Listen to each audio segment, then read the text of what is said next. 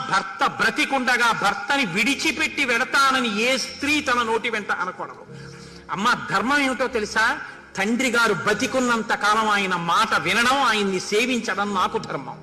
భర్త బ్రతికున్నంత కాలం ఆయన్ని సేవించడం, ఆయన మాట వినడం నీకు ధర్మం. ఎన్ని వ్రతాలు చేసినా, ఎన్ని ఉపవాసాలు చేసినా, ఎన్ని పూజలు చేసినా భర్త చెప్పిన మాట వినకుండా భర్తని ధిక్కరించే, భర్తని విడిచిపెట్టి బతుకుతానన్న కాంతకి ఏ పుణ్యము దక్కదు. భర్త శుశ్రూషయానారి లభతే స్వర్గముత్తమం అపియాన్ నిర్నమస్కార నివృత్తా దేవ పూజనాత్. ఆమె నమస్కరించకపోయినా, దేవపూజ చెయ్యకపోయినా భర్తని అనుగమించిన స్త్రీ ఎవరుంటుందో ఆమె అన్ని పూజలు చేసినట్టే.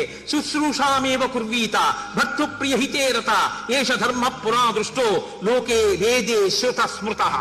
శృతి వేదం చెప్పినా, స్మృతి చెప్పినా, లోకం చెప్పినా, ఋషులు చెప్పినా ఇదే ధర్మం. తండ్రి మాట కొడుకు వినాలి, భర్త మాట భార్య వినాలి.